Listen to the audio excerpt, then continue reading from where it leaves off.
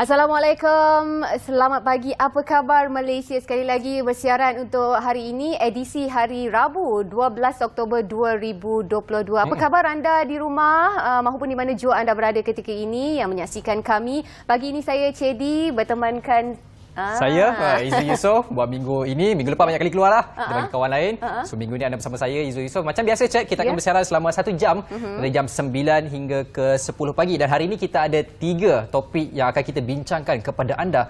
Yang pertama berkaitan dengan insurans, yang kedua berkaitan dengan seniman, dan yang ketiga berkaitan dengan lagu. Di ujungnya ada sedikit hiburan akan diberikan. Apa yang pasti dari masa ke semasa juga kami akan kongsikan bersama-sama dengan anda antara perkembangan terkini, isu-isu semata, berita-berita terkini di mana seperti yang kita sedia maklum dan kita tahu rakyat Malaysia sekarang memang dah cakna dengan perkembangan terkini dan kita sedia maklum hujung tahun biasanya akan berlaku peralihan monsun dan seperti yang kita tahu Sabtu lepas di Sabah berlaku banjir besar dan di beberapa tempat antaranya Penampang, Putatan, Papar dan juga Beaufort di mana Sabah kini jumlah mangsa di 4 PPS kekal seperti yang dimaklumkan semalam. Jumlah mangsa banjir di Sabah yang ditempatkan di 4 pusat pemindahan sementara PPS melibatkan tempat-tempat yang seperti Chat utarakan tadi kekal seramai 142 orang daripada 36 keluarga petang ini dan diberitahu juga daripada pengurusan banjir Sabah memaklumkan Dewan Kebudayaan di Penampang setakat ini masih menempatkan 20 mangsa daripada 4 keluarga manakala Dewan PPR Seri Keramat Putatan melibatkan 61 mangsa daripada 11 keluarga dan difahamkan juga beberapa tempat terpaksa ditutup dan rentetan daripada itu juga perkhidmatan kereta api bagi laluan Sembulan Beaufort pada pukul 5 petang semalam terpaksa juga dibatalkan bagi memberi laluan kepada kerja-kerja pembersihan landasan dan penyediaan keadaan tanah di kawasan tanah runtuh di Papar lah. Jadi perkhidmatan kereta api difahamkan juga turut dibatalkan bermula hari ini, bermula jam 5 pagi bagi laluan Beaufort Sembulan diikuti Sembulan Beaufort dan juga Beaufort Sembulan. Jadi kita ambil maklumlah khususnya mereka yang berada di kawasan-kawasan tertentu yang mengalami masalah banjir. Betul. Dan seperti kita tahu dia bermula 3 Oktober peralihan angin monsun timur laut ataupun fenomena La Nina memberi satu gambaran kepada Malaysia yang mana taburan hujan akan bertambah dan kita dah dapat lihat sekarang ni terutama di beberapa negeri di Semenanjung turut mengalami situasinya. Baik, itu situasi di Sabah. Kini kita beralih ke Semenanjung melibatkan negeri Perlis di mana kalau melibatkan banjir sahaja pasti ada persiapan berkaitan dengan makanan. Jadi untuk itu Kementerian Perdagangan Dalam Negeri dan Hal Ehwal Pengguna Perlis telah memeriksa 406 barangan keperluan harian di sebuah pasaraya di sana di mana Ketua Pegawai Penguatkuasa KPDN HEP Perlis iaitu Encik Muhammad Amir Abdullah berkata pemeriksaan itu melibatkan 7 pegawai penguatkuasa yang membuat pemeriksaan dan pemantauan ke atas barangan keperluan harian bagi memastikan keberadaan serta harga barangan yang boleh dinikmati semua pengguna. Sebab kita tahu dalam masa nak banjir ini akan ada peniaga-peniaga yang mengenakan harga yang betul, mengambil kesempatan meletakkan harga yang terlampau tinggi terutamanya barangan keperluan asas seperti Maggi, telur, sayur dan sebagainya, beras utamanya untuk mengaut untung tanpa mengira belas ehsan mangsa. Betul. Jadi senang je sekarang ni dah ada kemudahan pada kita khususnya kita orang perempuan ataupun suri rumah tangga lah kan. Kalau mungkin nak cek ataupun nak buat pemeriksaan harga terkini ataupun harga semasa, anda boleh dapatkan ataupun download di aplikasi Price Catcher. Dekat sana semua harga terkini, harga barangan semasa akan diupdate. Kalau kita ragu-ragu lah, mungkin kita pun kadang tak tahu harga pasaran terkini ataupun mungkin kalau mungkinlah anda terlihat harga tersebut melebihi harga yang sebelum ini ataupun ada penipuan daripada segi harga barang. Seperti biasa anda boleh laporkan dekat mana? Dekat melalui aduan portal kpdnhep.gov.my ataupun di talian pusat 1800 886 800 ataupun email saja aduan anda yang rajin sangat tu aduan@kpdnhep.gov.my. Baik Cik, seperti biasa hari ini kita dekat KL hujan lebat. Saya difahamkan bermula 4 pagi tadi sehingga jam 8 pagi. Lah ni pun tengah hujan sekarang juga. Sekarang ni pun tengah hujan. Jadi nak tahu anda memandu dengan berhati-hatilah juga. Yang memandu pastikan berhati-hati juga yang membawa motosikal. Motosikal juga berhati-hati di jalan Jadi raya. kita nak tengok macam mana cuaca kita satu hari ini macam mana. Kita saksikan dulu ramalan cuaca yang telah disediakan. Ya, silakan.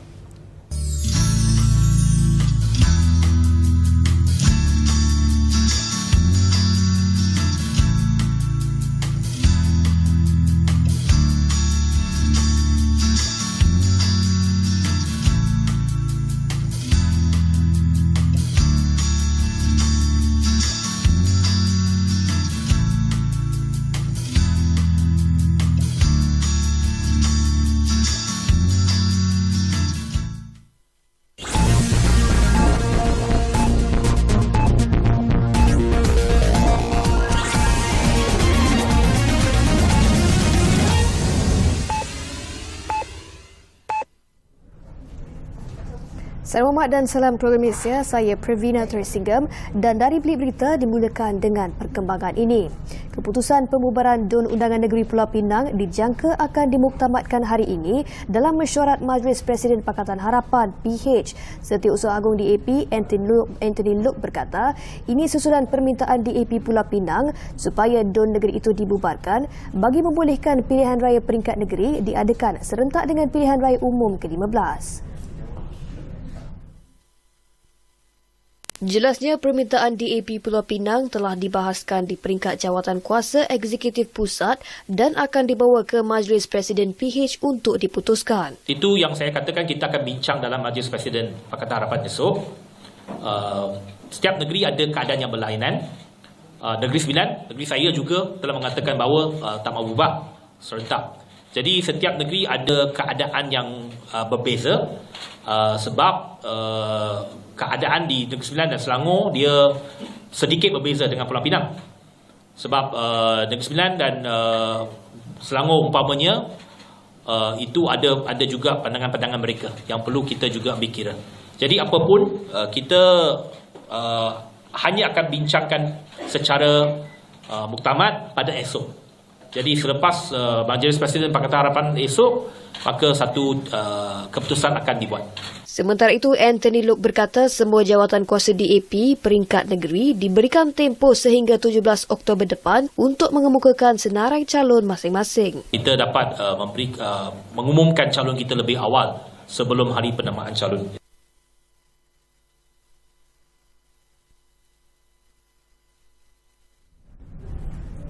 Dewan Tertinggi Barisan Nasional BN bersetuju tema utama manifesto ialah kestabilan dan kemakmuran bagi pilihan raya umum ke-15 yang akan diadakan nanti. Setiausaha Agung BN Datuk Seri Dr. Zamri Abdul Kadir berkata, perkara itu dipersetujui dalam mesyuarat Dewan Tertinggi BN.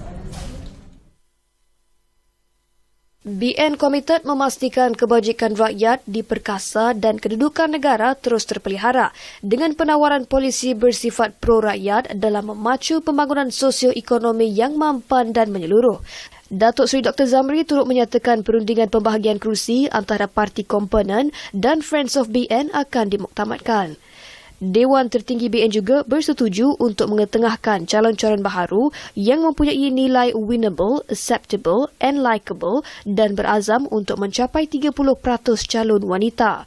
Selain itu, mesyuarat Dewan Tertinggi UMNO mengarahkan persiapan semua jentera parti bagi menghadapi PRU15 di peringkat Parlimen dan Dewan Undangan Negeri Komponen BN. Dewan Tertinggi turut mengarahkan pengerusi jawatan kuasa penyelaras bahagian untuk menjalankan mesyuarat koordinasi gerak kerja jentera bagi menghadapi PRU15.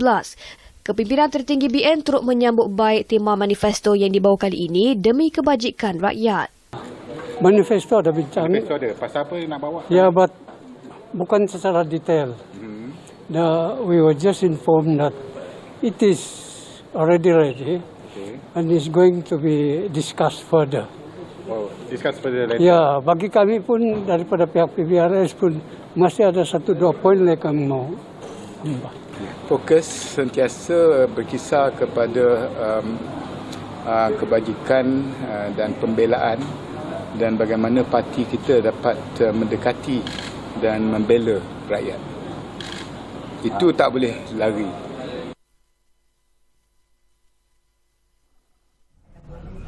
Dengan laporan itu, sekian dari Bilik Berita bersama saya Pravina Tersinggam. Salam hormat dan salam keluarga Malaysia.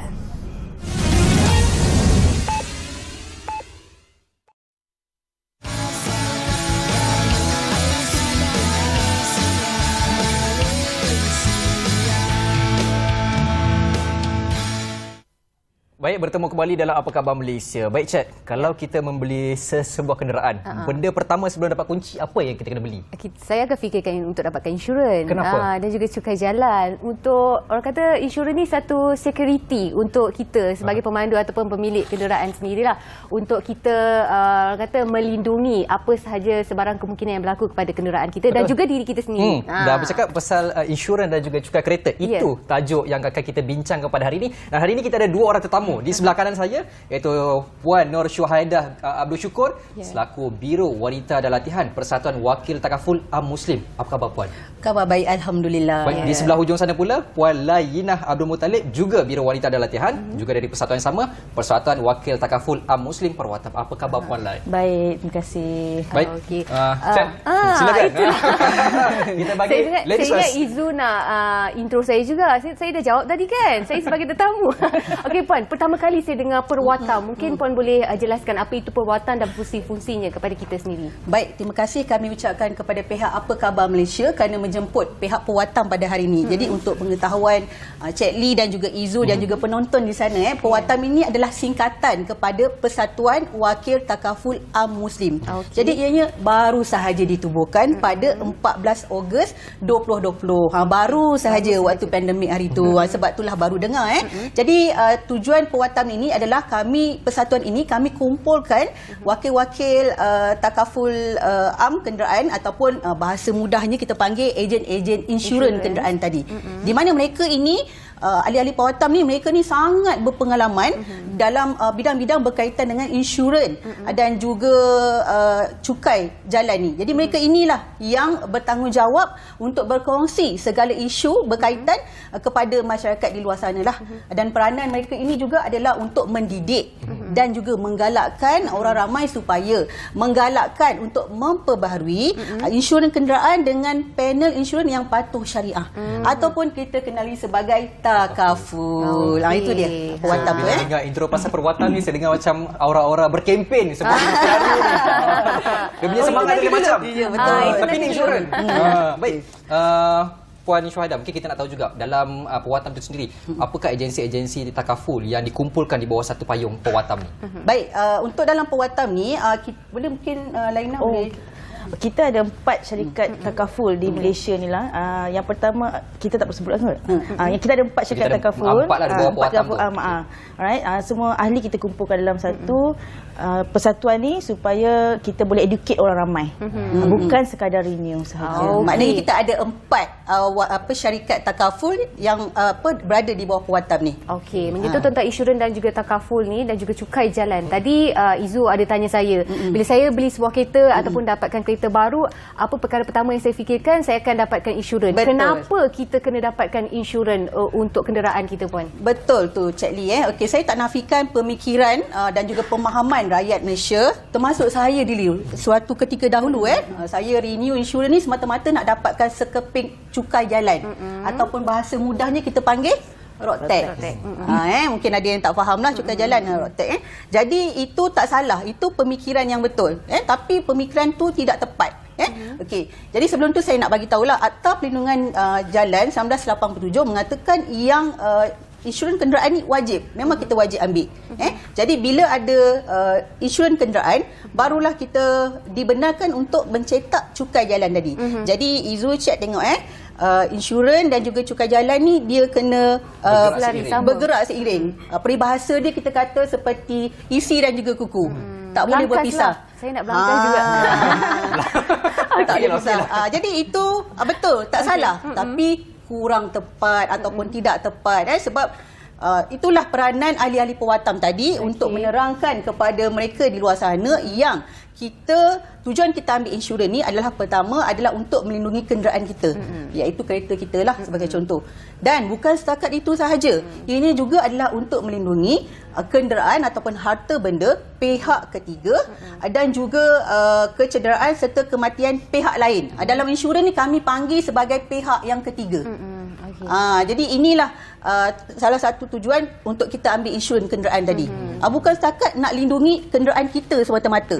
Sebab bila kenderaan kita ni berada di luar ataupun berada di atas jalan raya, kita terdedah dengan pelbagai jenis risiko. Betul tadi mungkin disebabkan kesalahan kita ataupun kesalahan orang lain. Begitu Jadi kita terangkan. Jadi pentingnya kita ambil perlindungan untuk mengelakkan dari berlaku sebarang perkara yang tidak diingini. Ya, betul. Baik, Puan Lai, kita nak tahu juga dalam sekiranya berlaku kemalangan dalam kita nak menuntut insurans dan juga takaful ni, apa yang perlu kita lakukan? Okey, baik. Bila kita terlibat dalam kemalangan jalan raya, perkara pertama kita kena buat ialah bertenang. Bila kita tak bertenang, kita akan buat satu keputusan yang salah. Okey. Bila terlibat kemalangan, kita dah berada, kejadian tu dah berlaku dah. Kita dah tak boleh balik masa dah. Okey. Yang penting adalah keselamatan kita, penumpang dalam kereta dan orang lain. Kalau kita berlaku kemalangan, kita dah bertenang, kita pastikan ada tak kecederaan atau kematian berlaku. Kalau ada, kita kena cepat-cepat hubungi pihak ambulans ataupun mungkin ada orang lain boleh bantu. Okey, selepas tu kita kena terus bertukar maklumat atau ambillah gambar sebanyak mana di tempat kejadian. Okey, sebelum kenderaan dialihkan. Okey. Okey, selepas maklumat dah diambil, bertukar maklumat, kalau kenderaan kita tu tak boleh bergerak, dia tak blok laluan utama atau jalan raya, kita kena duduk di tempat yang selamat. Jangan tunggu di situ. Kereta tu dah aksiden dah. Okey, kalau boleh bergerak, selepas kita bertukar maklumat, kita terus gerakkan kenderaan kita di tepi jalan dan sebagainya lah. Maknanya kita bagi laluan tu clear. Okey, dan kita boleh terus hubungi pihak polis trafik berdekatan untuk datang cover kita dulu sebenarnya. Kalau kenderaan kita boleh bergerak, dah ambil maklumat dan sebagainya, dah bertukar maklumat semua, kita boleh terus ke balai polis untuk buat report polis dalam masa 24 jam. Tak semestinya kita terus buat. Okey, kalau ada sesiapa di tempat kejadian yang cuba mempengaruhi kita, cuba untuk memujuk kita dan sebagainya, ambil tempoh tenang untuk tidak buat keputusan terburu-buru. Okey, pastikan kunci kereta di tangan kita, jangan tinggalkan di kereta. Okey, kemalangan ni yang paling penting, at the end of the day kita nak buat report polis. Kalau tak boleh bergerak, kita boleh panggil towing ataupun polis untuk bantu. Kalau boleh bergerak, kita terus bawa lah. Jangan terima apa-apa offer daripada mana-mana pihak dahulu. Kalau barang-barang yang berada di dalam kenderaan semasa kemalangan, macam mana pula? Adakah itu termasuk dalam insurans yang di-cover ataupun tak termasuk? Barang-barang peribadi tidak cover lah, tetapi barang yang kereta itself, dalam kereta seperti aksesori kereta dan sebagainya tu memang cover dalam insurans lah. Okey, cuma saya nak highlight kat sini, bila berlaku kemalangan, keselamatan kita paling penting dan report polis yang paling penting. Dan report polis boleh buat dalam masa 24 jam. Okey, kita jangan terima apa-apa, dan yang paling penting sekali adalah hubungi ejen insurans atau pihak insurans anda. Okey. Jangan libatkan pihak selain daripada insurans. Okey. Baik, menyentuh tentang tuntutan. Saya mula-mula dapatkan insurans pun saya tak begitu faham sangat tentang apa beza insurans biasa dan insurans yang ada takaful. Mungkin puan boleh jelaskan dekat situ. Mungkin insurans biasa sekadar kita claim sahaja apa kerosakan dan juga kerugian yang dialami oleh kenderaan yang mengalami kemalangan dan tidak kepada diri kita. Jadi mungkin takaful tu ada insurans ataupun perlindungan tertentu untuk diri kita sendiri ke bagaimana, puan? Okey, begini Cik Ni, takaful ni adalah produk insurans yang berlandaskan syariah. Okey. Jadi di Malaysia ni kita ada tiga jenis insurans. Jadi insurans itu juga disebut sebagai takaful lah, untuk yang patuh syariah lah. Jadi sebelum saya nak terus terangkan dengan lebih lanjut, risiko yang biasa terlibat dengan bila kenderaan kita berada di luar ni adalah risiko asasnya seperti kemalangan jalan raya, kebakaran dan juga kehilangan. Jadi amat menakutkan Cik Lee, di luar sana ramai orang dia tak tahu pun yang insurans dia tadi tu ada cover ketiga-tiga risiko ini, ada cover sepenuhnya, sebahagian ataupun tidak. Di sinilah tugas kami ahli pelatam untuk menerangkan di mana untuk insurans yang cover ketiga-tiga risiko yang saya katakan sebentar tadi ada dikenali sebagai insurans comprehensive first party. Okey. Di mana ini akan cover kemalangan yang melibatkan kita ataupun pihak lain, dan juga kebakaran serta kehilangan kenderaan kita. Jadi berkaitan dengan tadi saya dengar tadi Izu ada tanya yang ada cover tak aksesori dalam kereta tadi tu Okey, itu ada cover dalam first party dengan syarat kita tambah perlindungan tambahan. Sama juga macam banjir apa semua tu. Di luar sana mereka ingat perlindungan tadi tu dia memang automatik ada dalam insurans first party. Sebenarnya tidak. Dia sebab tu kita kena dapat consultation daripada ejen-ejen insurans yang terutamanya yang di bawah Pewatam ni lah. Itu jenis insurans yang pertama. Yang kedua, kita ada insurans dikenali sebagai third party fire and theft. Di mana ia juga kadang-kadang bahasa pasarnya mereka panggil sebagai insurans second party. Itu dia second party. Sebab apa? Sebab fire and theft mereka insurans ini hanya cover kebakaran dan juga kehilangan kenderaan kita sahaja. Kemalangan tak cover. Tapi kemalangan pihak lain cover. Itu second party. Okay. Yang ketiga, kita ada lagi satu insurans yang kemalangan kita tak cover, kebakaran pun tak cover, kecurian pun tak cover. Apa guna ambil insurans ni? Jadi apa guna nak ambil insurans ni? Tetapi kena ingat insurans ini dia cover risiko pihak ketiga. Okey. Pihak ketiga, pihak yang lain tadi tu.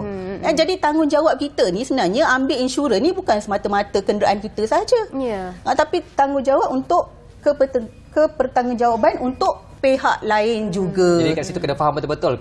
Parti satu apa, Parti parti dua dua apa, parti tiga apa. Dah cakap sengaja dah hari ni. Ya, betul.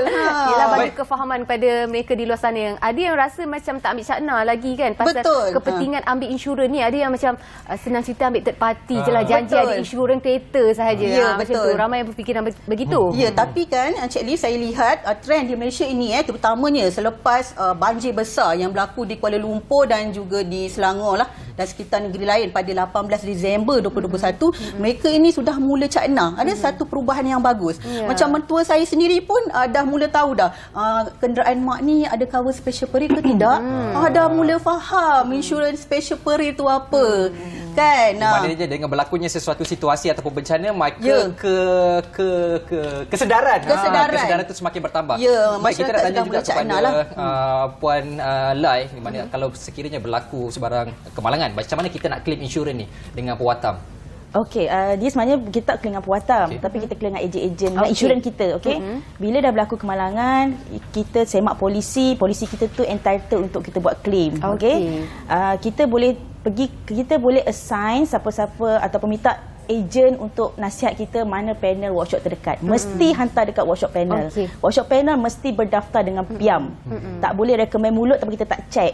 Takut-takut dia dah repair tapi bukan panel, so kita kena keluar duit sendiri, tak boleh claim insurans. Okey, so hubungi ejen insurans anda, pastikan ejen insurans anda beri khidmat nasihat yang terbaik. Pastikan anda tahu juga dengan siapa anda renew insurans lah. Okey, so pergi ke workshop panel. Bila kereta dah masuk ke workshop panel yang akan buat urusan claim. Dia yang akan start, okey. Tak ada pihak lain yang akan bantu buat claim. Pihak workshop panel yang kita dah setuju untuk hantarlah. Okey, dan kalau ada berlaku apa masalah semasa claim berlaku, ejen insurans adalah orang yang terbaik untuk bantu anda. Jadi maknanya dekat situ ejen insurans dan juga workshop yang berdaftar. Betul.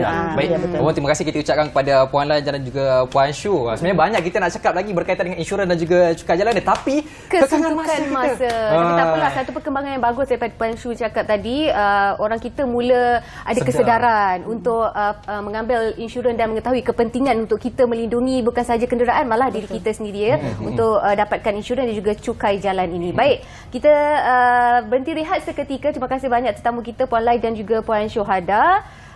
Kita kembali selepas ini di Apa Khabar Malaysia. Jangan ke mana-mana.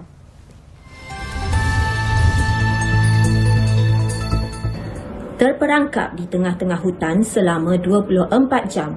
Itulah yang terpaksa dilalui oleh 150 peserta program Bergaguh Mars and Oil Bag yang dalam perjalanan membawa bantuan makanan kepada masyarakat orang asli di Pos Gop, Gua Musang, berdepan cabaran getir kerana terkandas apabila laluan ke lokasi tersebut tidak dapat dilalui. Malah, peserta konvoi program Tanggungjawab Sosial Corporate CSR oleh Tenaga Nasional Berhad TNB dan Mitsubishi Motors Malaysia yang melibatkan penyertaan 41 buah kenderaan pacuan 4 roda terpisah kepada 2 kumpulan. Ahli Dewan Undangan Negeri Nenggiri, Abdul Aziz Yusof berkata, kesemua peserta terpaksa membatalkan ekspedisi ke Pos Gop ekoran keadaan cuaca yang teruk dan cuaca hujan. Malah, terdapat kawasan yang mengalami tanah runtuh menyukarkan lagi laluan untuk ke lokasi tersebut. Program bertujuan menyantuni masyarakat orang asli di sana yang tinggal jauh di kawasan pedalaman yang paling jauh dan mempunyai jalan yang paling sukar dilalui di daerah ini bermula di pusat Dun Nenggiri pada Selasa 7.30 pagi dan dijangka tiba di Pos Gop petang hari yang sama. Namun, kenderaan peserta terkandas berhampiran Kampung Kajang dengan 15 kenderaan, selebihnya 26 kenderaan terkandas awal lagi di Kampung Gawin. Menurut Abdul Aziz, meskipun terperangkap lebih sehari di tengah hutan, serta terdapat beberapa insiden peserta tergelincir dan kenderaan tersekat, malah ada juga yang terbalik, kesemua peserta kekal bersemangat sepanjang kembara dan mereka telah bertolak keluar ke Bandar Gua Musang semalam. Difahamkan, susulan itu, bantuan makanan yang ingin disampaikan kepada masyarakat orang asli di Pos Gop telah diserahkan kepada penduduk di Kampung Kajang dan Kampung Gawin. Seorang Seorang pelajar sebuah universiti awam, Muhammad Zaidatul Azizi Muhammad Zaidatul Azman berkata, pengalaman berada di dalam kenderaan yang tersangkut dalam lumpur sehingga terpaksa diselamatkan amat menakutkan. Pengalaman terkandas ketika menuju ke pos GOP dikatakan sangat ekstrim dan lasak. Malah, mereka semua hampir tersekat di kawasan hutan. Bagi Kartini Muhammad pula, dia sudah 4 kali menyertai misi menyampaikan bantuan ke pos GOP dan berasa kecewa misi kali ini tidak berjaya. Meskipun perlu meredah perjalanan keluar yang serba mencabar dalam keadaan hujan lebat dan badan yang keletihan, kesemua peserta berjaya keluar dan pulang ke destinasi masing-masing dengan selamat. Sekian sahaja laporan dari Biro bernama di Kelantan. Kembali ke rakan setugas di Wisma bernama Kuala Lumpur.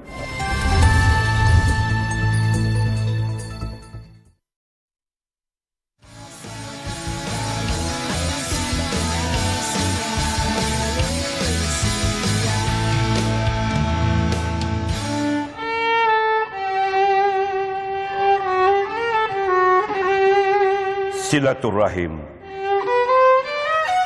Akrab kita menyusun bahasa. Bahasanya penuh santun. Katanya penuh makna. Luhur budinya dari jiwa penuh mulia. Engkau sahabatku dalam akrab penuh budi.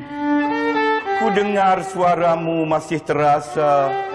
Mesra berbicara. Engkau sahabatku, setia seketika, kata pada luhur budi, santunnya penuh harga dari jernih fikir. Bina silaturahim, akrab kita memimpin usia, pendukung seni, martabatkan akaliah fikir. Mencipta semangat keluarga Malaysia, mendepani liku jiwa penuh duga. Engkau sahabat penuh makna dari budi, seorang Melayu, harga persahabatan penuh ikhlas, pemikiran jernih dari budi seorang Muslim. Akrab persahabatan menenun kata, akrab persahabatan menenun jiwa dalam silaturahim. Itu dia lontaran puisi silaturahim diiringi alunan biola Melayu oleh tetamu violin. Oleh tetamu kita pada pagi ini, menenangkan lagi lah situasi kita dekat studio sekarang ni, semua terpaku Kalau tak semua asyik fokus kepada persembahan daripada tetamu kita. Kita terus berjemput, itu dia tadi di hujung sana berbaju merah, berbaju Melayu, segak bergaya, Abang Zali Redang. Ya, betul. Mesti dia Redang, betul ke? Ya. Rebana dan gendang. Okey. Gandingan rebana dan gendang. Saya ingat dari Redang.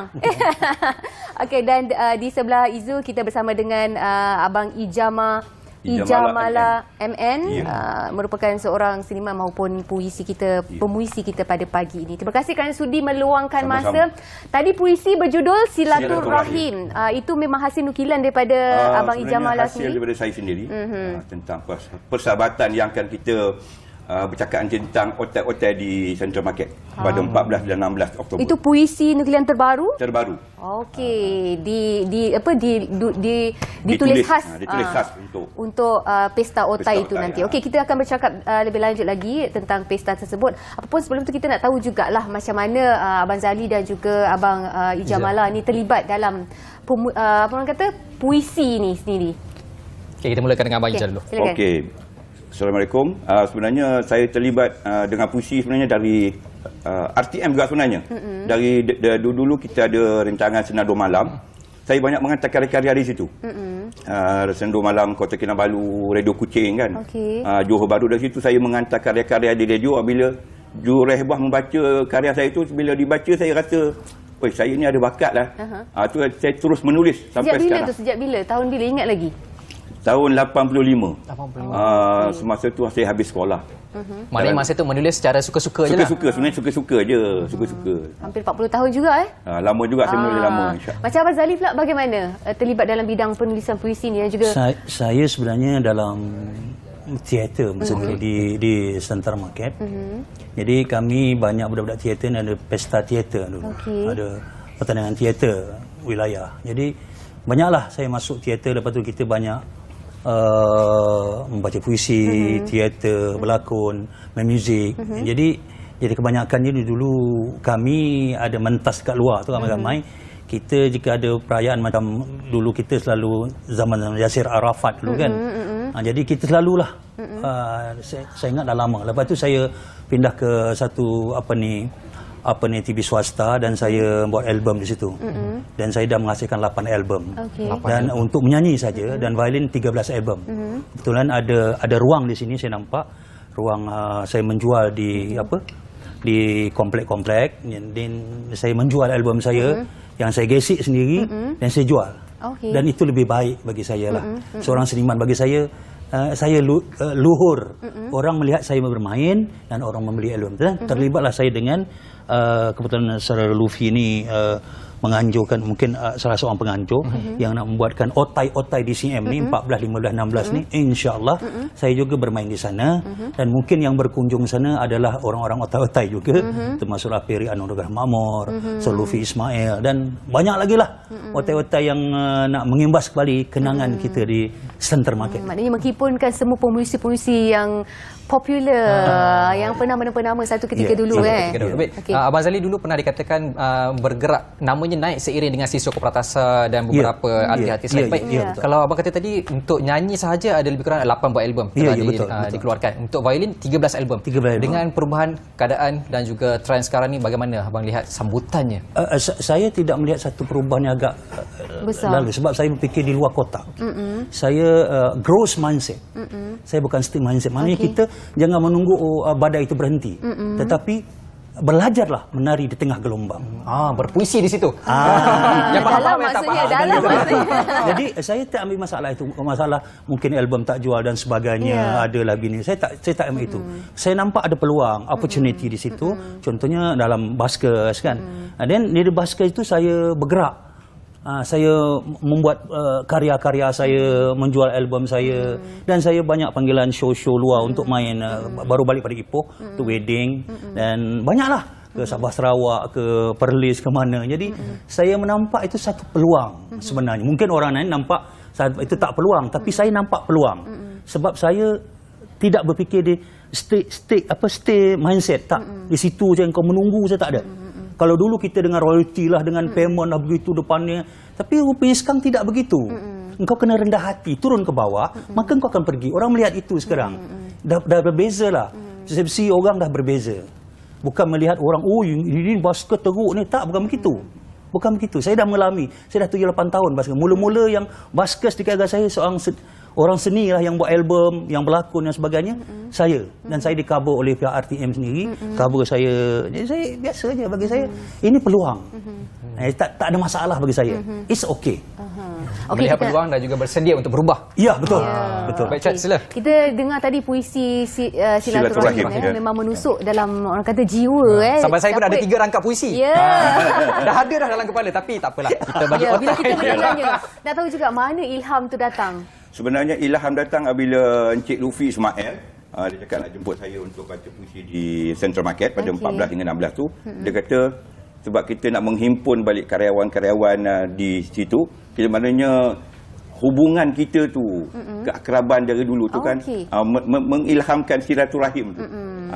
Kita punya apa orang kata macam nak cakap ni ukhuwah kita. Perhubungan kita sama punya seniman-seniman di Central Market. Itu yang lahir silaturahim. Kita nak tahu juga macam Abang Ijamala sendiri dulu pernah bekerja sebagai sarja meja di penjara Kajang. Ya. Macam mana abang membahagikan masa antara kerja di penjara Kajang dan juga minat dalam bidang penulisan puisi? Sebenarnya masa kerja saya bekerja, tetapi kadang-kadang masa kerja tu kadang ada kelapangan untuk saya menulis baik-baik sikit lah. Baik-baik saya simpan dulu. Bila dah lapang-lapang tu kan saya akan berkarya. Biasanya tengah malam lah. Kalau kata saya besok kerja petang, Saya malam tu saya lewat tidur, dalam 2-3 pagi saya akan menulis. Itulah masa yang sesuai untuk menulis sebenarnya. The real sastrawan. Akan bangun pagi menulis. Kita bangun pagi. Dari situlah sebenarnya ilham datang juga sebenarnya kan. Okey, mungkin kita ada sikit masa ni saja abang Zali. Mungkin boleh kongsi sama dengan kami tentang Pesta Otai ni sendiri dan mengajak pemuisi-pemuisi di luar sana ataupun mereka generasi baru di luar sana yang mungkin nak mula berjinak-jinak dalam penulisan puisi. Apa aktiviti yang disediakan di Pesta Otai itu sendiri juga? Mungkin ada bengkel ke ataupun mungkin boleh berguru sendiri dengan abang Zali dekat sana. Bagaimana? Saya sebenarnya bagilah orang-orang baru yang tak tahu Otai ni, datanglah ke CM. Itu ada pesta, saya ada 3 hari bermain di situ dan kita ada puisi ya bang. Ya, pada puisi. Ada puisi. Ada puisi pada Sabtu. Sabtu ada puisi dan apa lagi bang? Ada bengkel ke? Bengkel tak ada, tapi kita ada buat ada 62 gerai. Ada 2 gerai akan ada jualan lah. Jualan di situ dan kebanyakannya ini adalah kalau orang-orang baru baguslah datang sebab kita kenal. Tak ada yang lama, tak ada yang baru. Jadi mungkin ada benda-benda yang bagi kalau saya dululah. Saya suka benda macam ni sebab saya melihat mungkin ada bahan di situ untuk kita berkarya. Sebab Center Market ni lama. Zaman-zaman kita bujang-bujang dulu, kita budak-budak kita dah ada di situ. Jadi bagi saya yang nak datang, datanglah. Yang tak nak datang, datanglah. Kena tak ada pilihan, kena datang juga. Kena datang. Baik, pada Abang Zali mungkin ada harapan nak dikongsikan kepada penonton berkaitan dengan Pesta Otai yang akan berlangsung nanti. Bagi saya lah, Pesta Otai ni, bagi saya kepada macam Zali cakap tadi lah, pada golongan-golongan muda patut datang untuk menimba ilmu pada orang-orang lama-lama ni. Sebab pengalaman saya dulu macam tu. Sebab saya dulu semasa saya pernah bertugas di penjara Pudu. Saya kerap pergi ke Dewan Bahasa. Di situ saya mengutip ilmu dengan orang-orang lama. Di situ kita dapat ilmu untuk menimba menjadi seseorang. Jadi kat situ tak kisahlah siapa pun datang menuntut ilmu. Walaupun secebis ayat. Betul. Ayat sedap guru ni silaturahmi. Kan mungkin kita penuhi hujung minggu ni dengan sesuatu yang lain sikit. Pergi ke Pesta Otai ni untuk berjumpa dengan pemuisi-pemuisi ataupun kita punya pengkarya untuk Pesta Otai ini akan berlangsung pada 14 hingga 16 Oktober di Central Market. Confirm pergi sana mesti dapat sesuatu. Jadi pergilah. Tak macam Abang Zali kata tak nak pergi juga. Tak ada pilihan. Dan apa-apa, terima kasih kita ucapkan kepada Abang Zali dan juga Abang Ijamala atas kesudahan bersama dengan kita bercakap soal Pesta Otai dan juga berkongsi sedikit ilmu sastrawan mereka. Okey, apapun kita berhenti rehat seketika bercakap pasal seni ni. Di hujung nanti kita akan dia payung sikit je. Kita ada lagu. Ada lagu. Okey, jangan ke mana-mana, kembali selepas ini.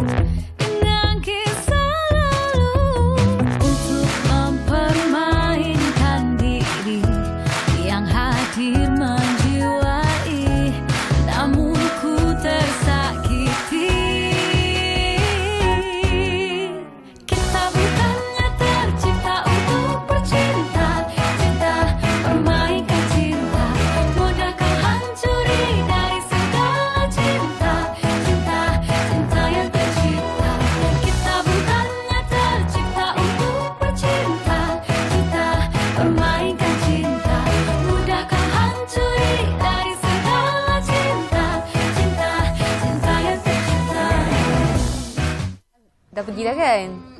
Belum lagi. Mana dah pergi interview sama je lah soalannya. Baik, bertemu kembali dalam Apa Khabar Malaysia. Cik, sakit keluar rusuk kiri ni. Macam mana ni, Cik? Itu dia.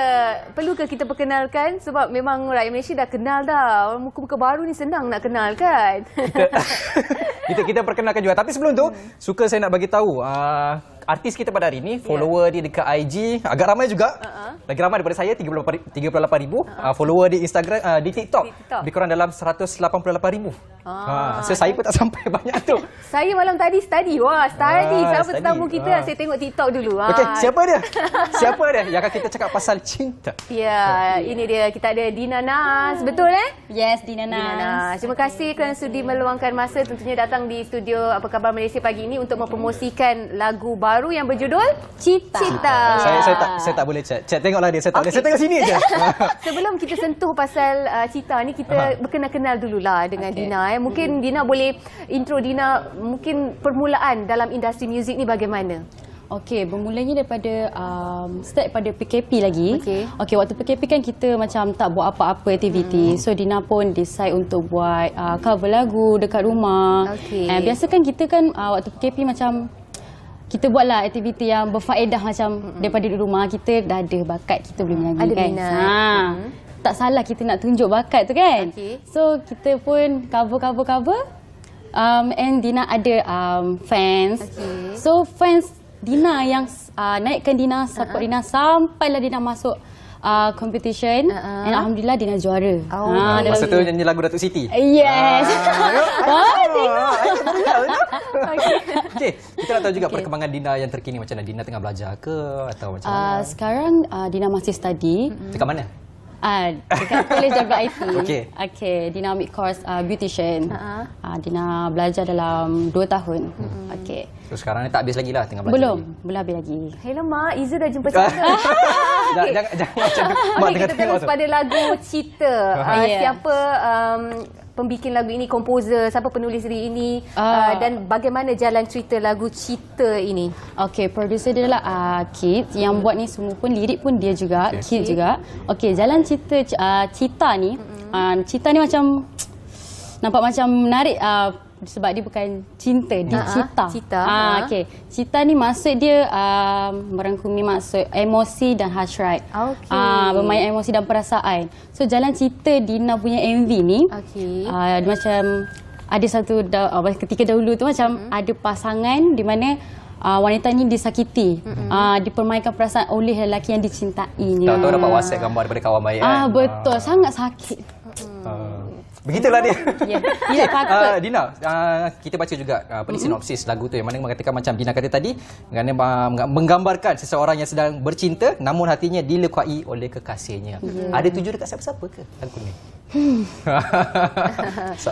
Pengalaman tu ada pengalaman ada tapi tak tuju dekat siapa-siapa lah. Tak tuju siapa-siapa. Kenapa kita nak susah pergi jalan jauh kan? Kan senang kita pengalaman diri sendiri. Hari ni tak boleh lawan, ada 2 perempuan, satu lelaki. Betul, perempuan always win. Okey, bagaimana dengan proses pembikinan lagu ini? Adakah Dina juga terlibat sama dari segi menyumbang idea ataupun arrangement music, bagaimana? Oh tidak. Ini semua daripada Kit. Jadi kami discuss untuk bawa lagu ni. Actually lagu ni pun dia punya genre awalnya bukan macam kecil-kecil macam ni. Asalnya dia macam rock. So producer saya ni tukar kepada kecil-kecil and dia kata lagu ni macam sesuai untuk Dina. So dia macam ala cute.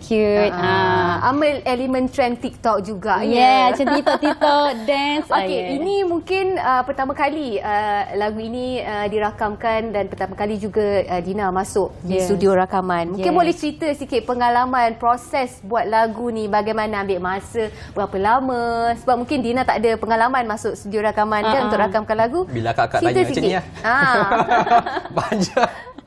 Okey, lagu Dina ni actually producer saya yang buat. Jadi kami pun dapat tahu macam kita macam tanya Dina, lagu ni you boleh bawa ke? Sebab takut tak boleh nak bawa. And then Dina pun rasa takut sebab Dina kali ikutkan Dina sesuai untuk bawa lagu ballad.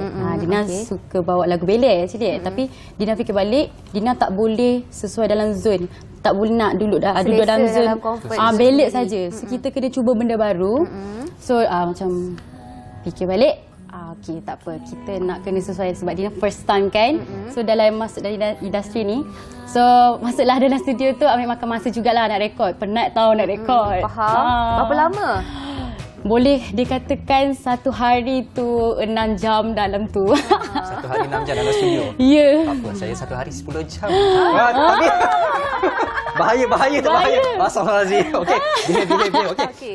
Dina, kita nak tahu juga macam Dina sekarang macam mana boleh menceburkan diri dalam bidang seni muzik? Adakah Dina memang berminat nak jadi artis daripada kecil, ataupun dia sebenarnya nak jadi lain tapi out of sudden tiba-tiba terjadi artis? Okey, pernah lah dulu main-main kan waktu sekolah rendah, macam pernah lah dulu Dina minat lagu Najwa Latif. Okey. So time dalam kelas Dina suka menyanyi tau lagu tu. And macam cikgu macam kata, Dina, kenapa awak bawa buku yang dah tulis lirik? Awak nyanyi, awak nyanyi kat siapa? Macam macam tak, saya minat menyanyi. Kata okey, saya minat nyanyi. Tapi saya tak pernah terfikir untuk jadi artis. Saya anggap benda tu hobi saja. Lepas tu alhamdulillah rezeki saya jadi sekarang. Dan alhamdulillah. Okay, video muzik dah pun dimuat naik di laman YouTube. Baru sebulan. Sambutannya bagaimana penerimaan daripada peminat-peminat yang dengar?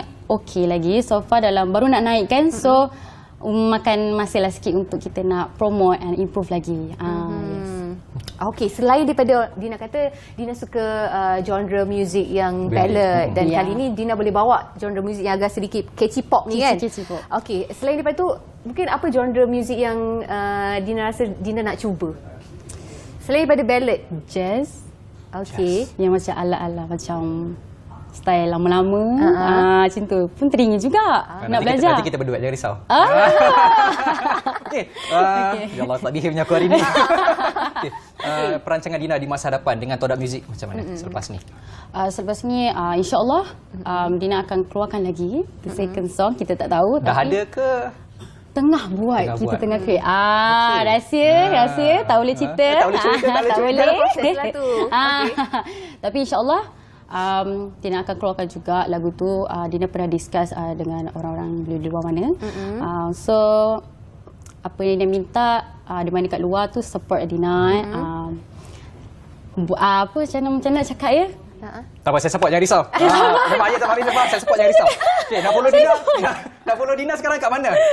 Okey, boleh follow Dina di TikTok atau di IG. So AJ macam mana? DINANASZ. Saya check sekarang.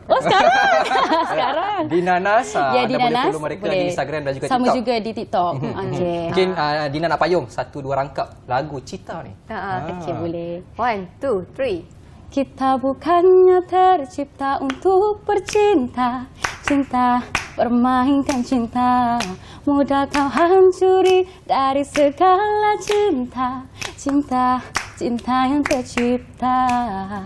Itu dia lagu Cita. Nak banyak lagi Cita. boleh tengok dekat Spotify pun ada. Ada, semua ada di semua platform. Semua platform ada, boleh tengok dekat situ. Jangan lupa tengok MV dekat YouTube. Channel Todak Music. Tengok MV jangan patah rusuk kiri. Tak ada. MV tu pun tak ada meruntun jiwa pun. Walaupun lagunya sedih, tapi lagu tu lagu rancak, memberi sedikit mood, orang kata, menaikkan kembalilah semangat orang yang patah hati. Cik, hari ni banyak potong saya, tak nak bagi. Okey. Sebab saya faham macam mana perasaan adik-adikku sekarang. Jadi kakaklah yang banyak bersuara, ya. Okey, apapun terima kasih kita ucapkan kepada Dina Nas atas kesudian bersama dengan kita berkongsi muzik video yang terbaru iaitu lagu Citanya. Ya, apapun support juga Dina. Okey, dan kita dah pun sampai di penghujungnya. Terima kasih banyak-banyak atas perhatian anda dari awal rancangan sampai lah ni. Dah pun sampai penghujungnya. Jaga diri, jaga makan, jaga pakai, jaga kesihatan anda. Okey, sampai kita jumpa lagi di lain masa. Assalamualaikum. Yang penting jaga hati. Saya Yusuf, kita jumpa lagi. Bye-bye.